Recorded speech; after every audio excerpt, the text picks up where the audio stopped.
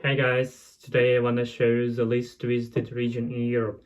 Yes, I actually spent an hour checking every region in Nomadmania website, and I can officially say that Shetland Islands is the least visited region in Europe. Per today, it has about 450 travelers, but in my opinion, it's one of most interesting and old region in Europe.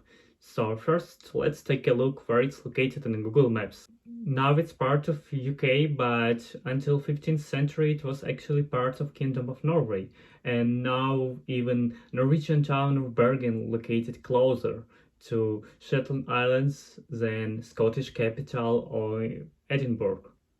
It can be actually tricky to get to the islands because you actually have only two options. First option is to fly on a regional airline called Logan Air on small airplanes from Aberdeen, from Glasgow, from Edinburgh, but price for these tickets is not cheap.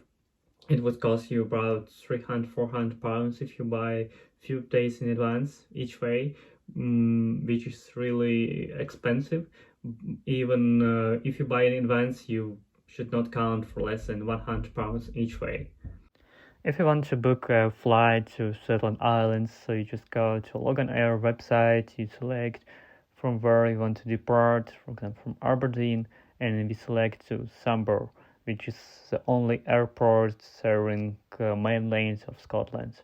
You select a date, and then we can see there are like 3 daily flights from Aberdeen to Sambor.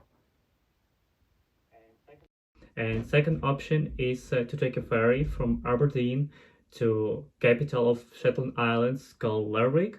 But it's cheaper option. It would cost you about 30 pounds depending on the season per person, and without cabin. If you need a cabin, you should add about 100 pounds.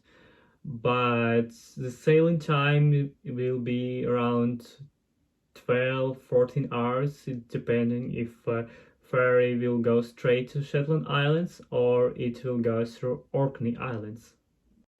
Now I will show you how to book ferry from Aberdeen to Shetland Islands. So first we go to website which is called Northlink Ferries, which offers ferries to Orkney and to Shetland. Then we select from Aberdeen to Lerwick. Lerwick to Aberdeen, we select a date, and then we also have to select a passenger. So if you're a student, you can have a 10% discount.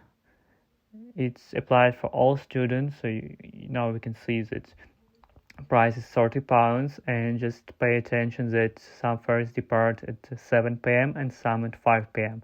It depends if a ferry goes to Shetland Islands directly or through Orkney Islands. Now let's see what you can expect on the islands.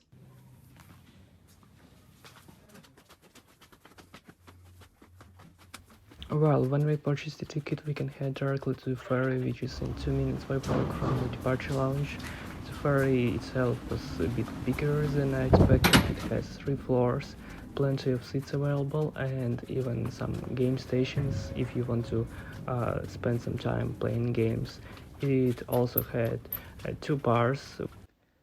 Well, so my plan was to spend an hour in Lerwick city center and then to take the earliest possible bus to Sambor, which would take about an hour, and then where I would be able to see amazing views, and normally I would able also to see puffins, but because they left in August and I was there in September, so no luck. Then I plan to go to Scalbury, where I would need to walk to Rarick to see sea lions, and then just another half an hour walk to St. Ninian's Beach, where famous place of Shetland Islands is located. And then I just plan to take a bus and go back to Lerwick.